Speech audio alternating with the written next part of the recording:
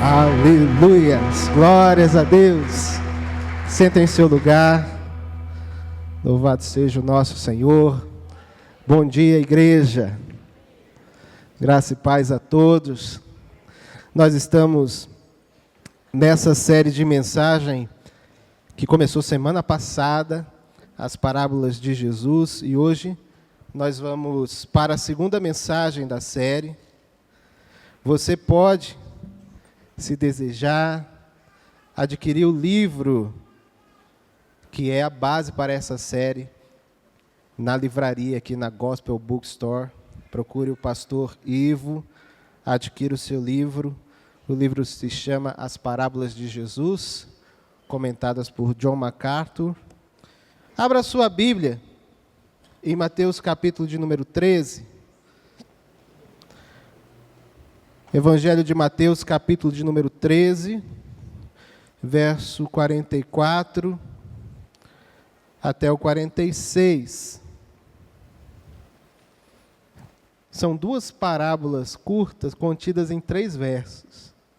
Mateus 13 também está sendo projetado, verso 44 até o 46. E diz assim o texto: o reino dos céus assemelha-se a um tesouro escondido no campo. Certo homem, tendo-o encontrado, escondeu-o novamente.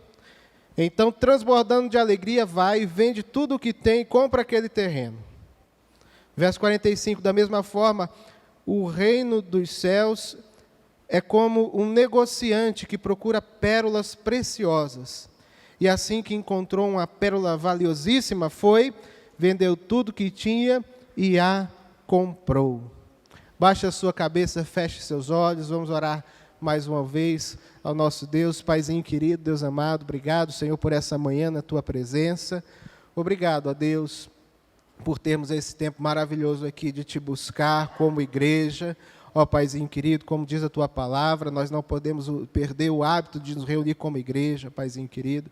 E é uma bênção mesmo. Como é bom e agradável quando os irmãos estão em união.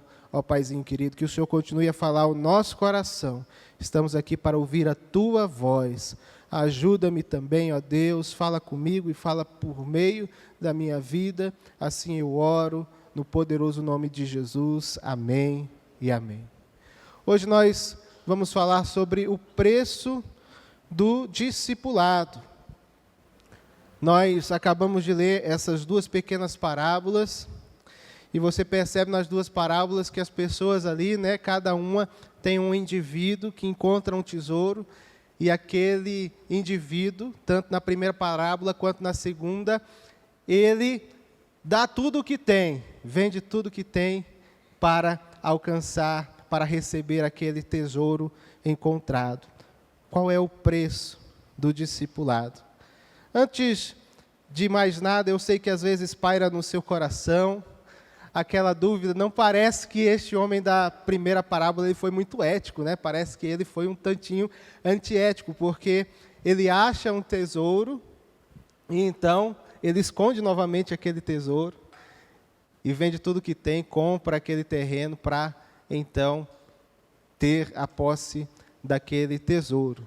Mas, na verdade, parece que é algo antiético para nós, nessa mentalidade do século XXI, somos ocidentais, mas, naquele tempo, e para as pessoas que estavam ouvindo Jesus falar, aquilo não era estranho, de maneira nenhuma, porque existia lei rabínica que dizia que quando alguém achava algo ao ar livre, mesmo que não fosse a propriedade dele, ele tinha direito à posse daquele tesouro.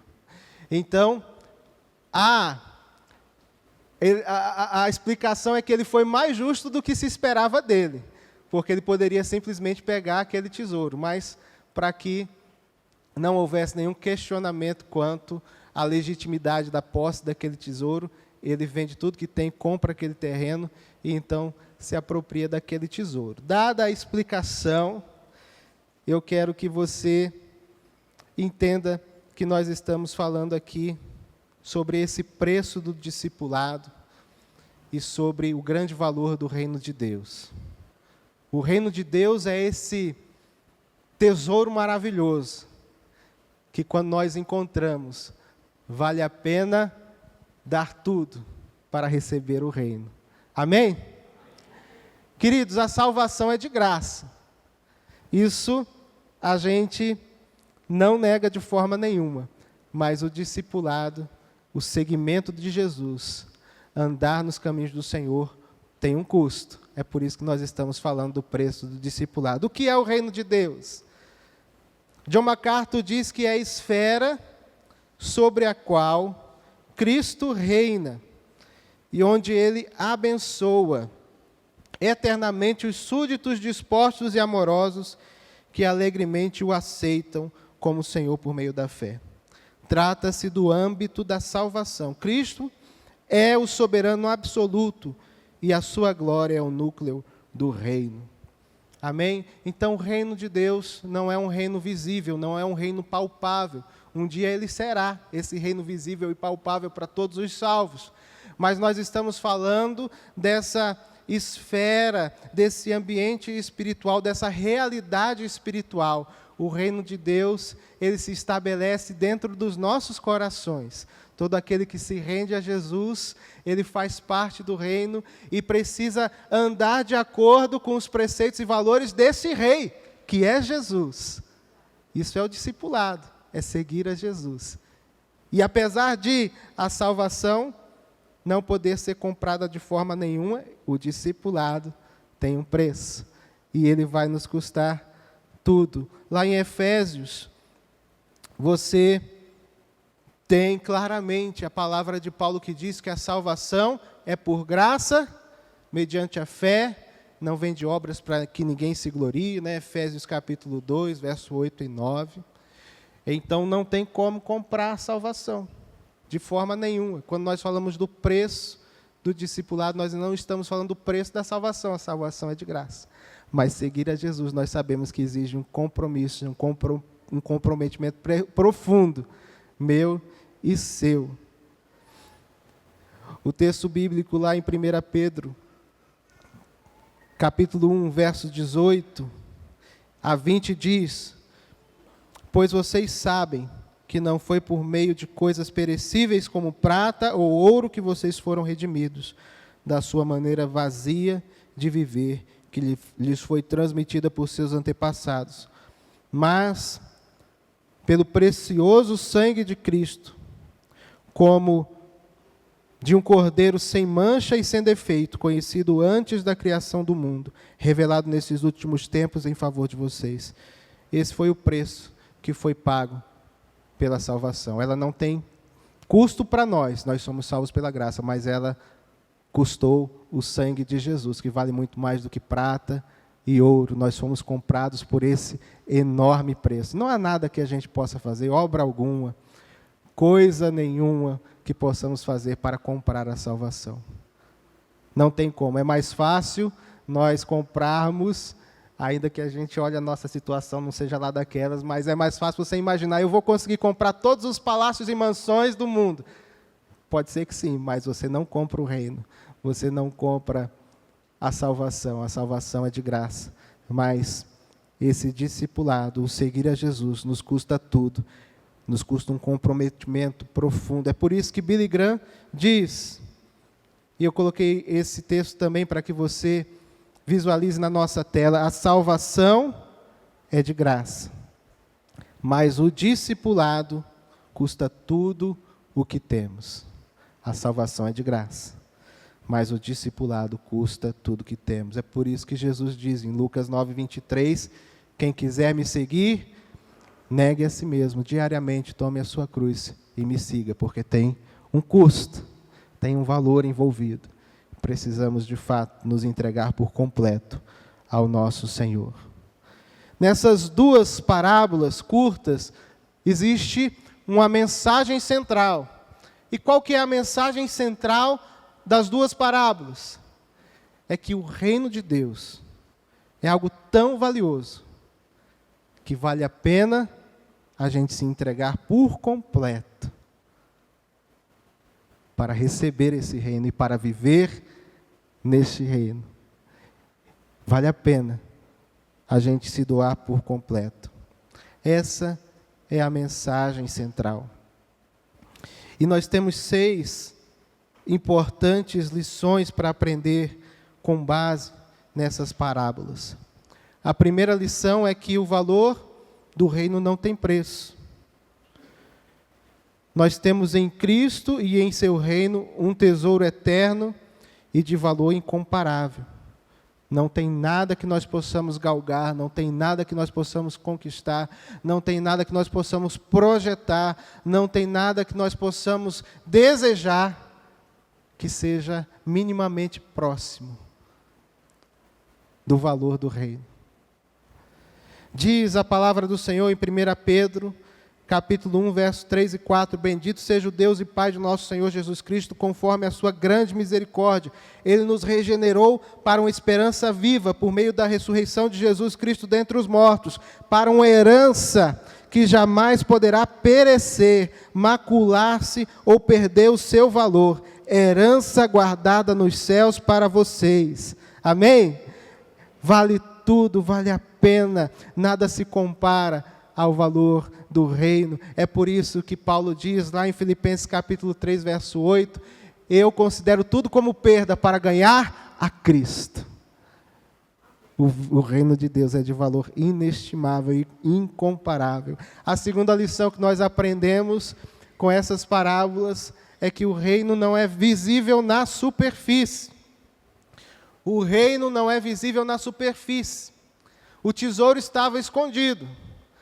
E a pérola precisou ser encontrada. O reino de Deus não está visível, assim de uma maneira tão clara para as pessoas no mundo afora. Paulo vai nos dizer lá em 2 Coríntios, capítulo 4, verso 4, que o Deus desse século, o inimigo das nossas almas, ele cegou as pessoas. Cegou o entendimento das pessoas para que elas não possam enxergar a luz do Evangelho.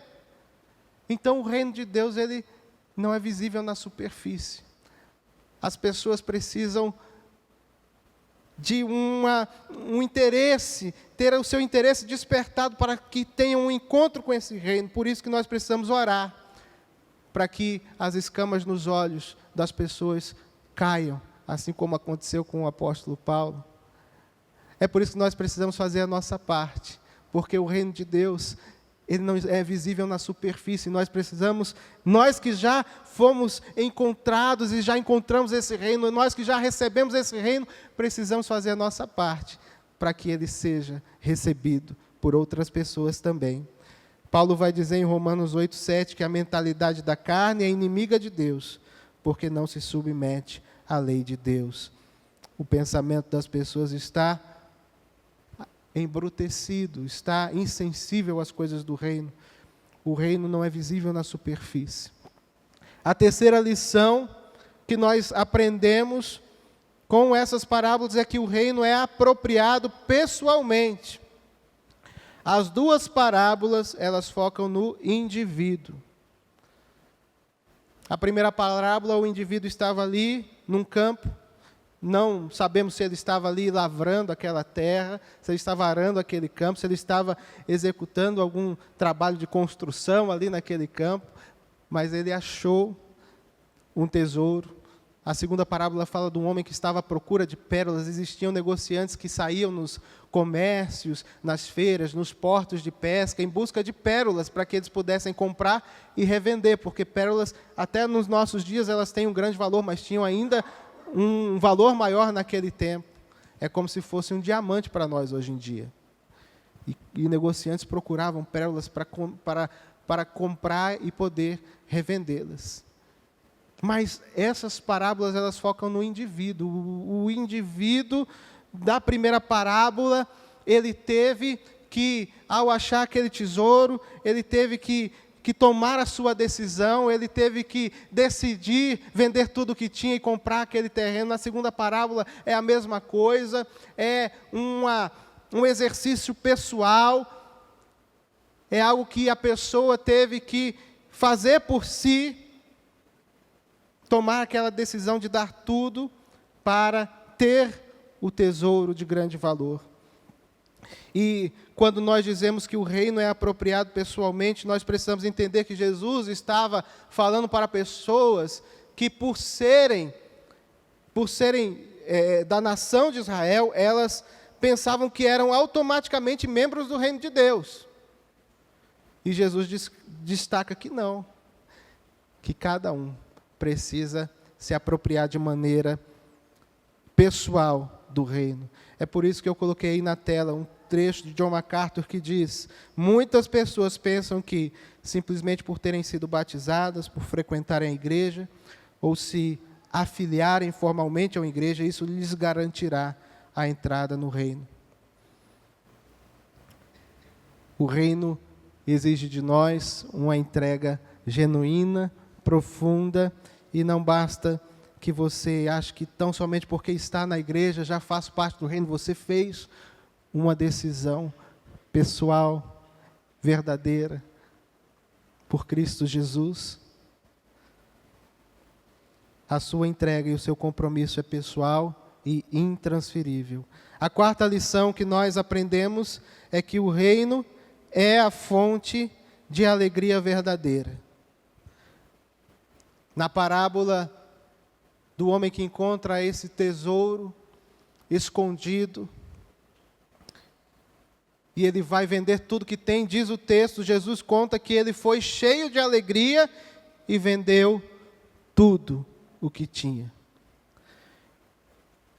Então, a parte final do verso 44, transbordando de alegria, vai e vende tudo que tem e compra aquele terreno. O reino é a fonte de alegria verdadeira. Meu irmão, minha irmã, não tem nada que pode preencher a nossa vida que não seja o reino de Deus. Não tem nada que pode trazer satisfação verdadeira. A alegria de verdade não quer dizer que a gente não passe por momentos difíceis, mas o reino é a fonte de alegria genuína, verdadeira. O reino de Deus. É por isso que Jesus, lá em João, capítulo 15, verso 11, diz: tenho-lhes dito estas palavras, para que a minha alegria esteja em vocês, e a alegria de vocês seja completa. Ou seja, Jesus estava propagando as boas novas para que as pessoas tivessem um encontro com a alegria genuína, porque o reino de Deus é a fonte de alegria genuína. A quinta lição que nós aprendemos com essas duas parábolas é que nem todos chegam ao reino pelo mesmo caminho. Aqui cabe uma ressalva, porque o que nós queremos dizer é que nem todos chegam ao reino da mesma forma, pelo mesmo caminho, até se chega, né? Porque só existe um caminho. Jesus diz lá em João 14,6, eu sou o caminho, a verdade e a vida. Então não existem vários caminhos, mas o que o nosso estudo propõe é que as pessoas elas chegam ao reino de diferentes formas. Você vai perceber que na primeira parábola, aquele homem meio que tropeça no tesouro de grande valor. Ele não estava à procura daquilo, ele estava ali fazendo outra coisa. E acidentalmente, ele encontra aquele tesouro e se interessa por aquele tesouro. E ali ele escava e descobre o valor daquilo e percebe que aquilo é de grande valor e que vale a pena ele doar tudo que ele tem, ele vender tudo que ele tem e adquirir aquele terreno. Então ele se interessa, ele reconhece o valor daquilo, ele sabe que vale mais do que qualquer coisa. Você percebe que ele meio que tropeça naquele tesouro. Já no segundo caso, o homem estava procurando. Ele estava à procura de uma pérola de grande valor. É o que diz o verso 45. O reino dos céus é como um negociante que procura pérolas preciosas. Ele estava à procura e ele encontrou a mais preciosa de todas. E nada que ele tinha se comparava com o que ele encontrou. E as pessoas, elas podem chegar ao reino de diferentes maneiras. Tem pessoas que são como Paulo, são como a samaritana junto ao poço, como o cego de nascença, lá em João capítulo 9, ou como mesmo o apóstolo Mateus, eles não estavam procurando um encontro com Jesus. Mas eles tiveram um encontro com Jesus e abriram o coração e se interessaram por aquele tesouro e entregaram as suas vidas. Já existem outros que estão de alguma maneira buscando. A gente tem o caso do eunuco etíope lá no capítulo 8 de Atos, que ele estava lendo Isaías, quando Deus faz com que, através do Espírito, o evangelista Filipe seja transportado até o caminho onde a carruagem daquele eunuco estava trafegando, e Filipe começa a correr junto àquela carruagem, e aquele homem está lendo, e ele pergunta: o que você está lendo? Eu estou lendo aqui um trecho da palavra, mas eu não entendo. E Filipe: eu posso explicar. Então aquele homem estava em busca. Nós temos o exemplo de Cornélio, em Atos capítulo 10, que a Bíblia diz que ele era um homem temente ao Senhor e que buscava agradar a Deus, mesmo não conhecendo ainda a salvação de Cristo Jesus. Ele estava em busca. Nós temos os bereanos, em Atos capítulo 17, que buscavam conhecer a palavra do Senhor, eles estavam em busca. Então nós vamos ter pessoas assim, na nossa jornada, nós vamos nos deparar com pessoas que não estão muito interessadas no reino, já outras pessoas parece que elas estão buscando, mas não sabem ao certo como encontrar esse reino. As pessoas vão chegar de diferentes formas, mas nós precisamos estar preparados e precisamos ser intencionais, tanto para gerar um interesse naqueles que estão meio distraídos, quanto para ajudar aqueles que demonstram certo interesse. Nós precisamos ser usados para ajudar as pessoas a se achegarem ao reino, a receberem o reino. E, em último lugar, a sexta lição é que a fé salvadora tem um preço alto. A fé salvadora tem um preço alto. O que isso significa? Porque, pastor, você disse que a salvação é de graça, e como assim a fé salvadora tem um preço alto? É justamente o que já refletimos juntos aqui. A salvação, ela é pela graça, mediante a fé, não vem por obras, para que ninguém se glorie. A salvação é de graça. Mas a evidência da salvação, eu evidencio que a salvação genuína me alcançou, vivendo no discipulado de Jesus. Vivendo, de fato, seguindo a Cristo. Então é a evidência da salvação que fala desse custo, que fala desse preço. E tem aí, na nossa tela, a prova da salvação verdadeira. É uma vida de submissão amorosa ao Senhor e à sua palavra. A prova da salvação verdadeira é uma vida de submissão ao Senhor. É uma vida de discipulado a Cristo Jesus, em Cristo Jesus. Então,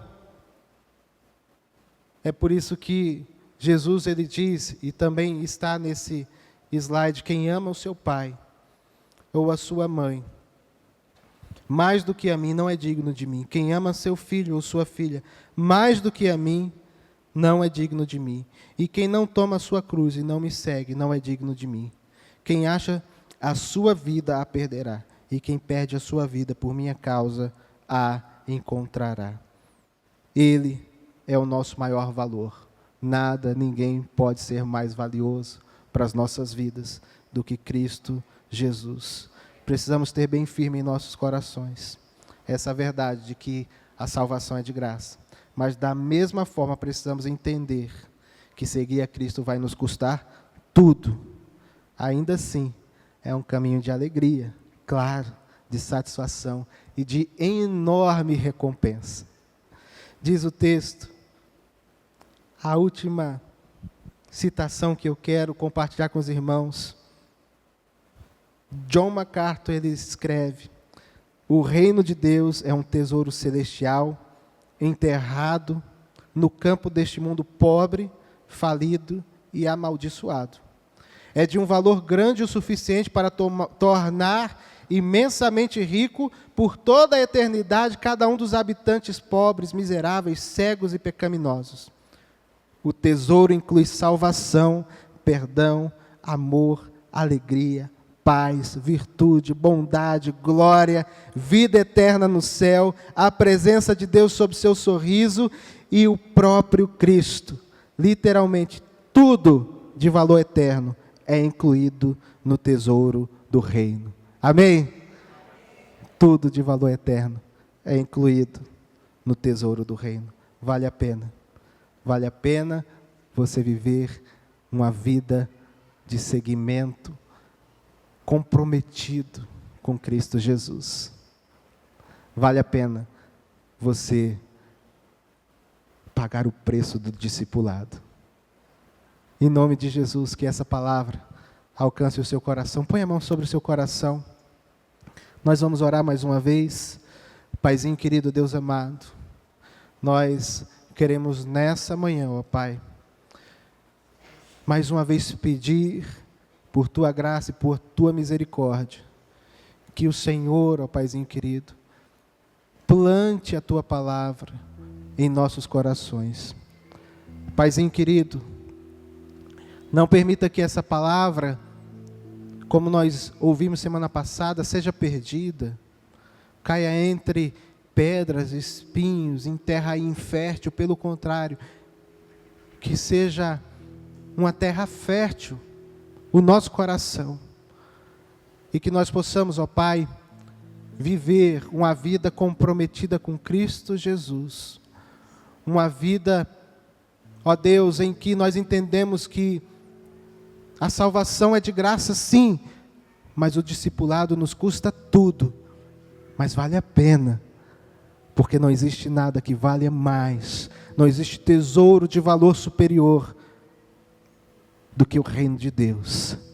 E nós queremos nos entregar por completo ao nosso Deus, ao nosso Jesus e a seu reino. Em nome de Jesus é que nós oramos. Amém e amém. Que Deus nos abençoe.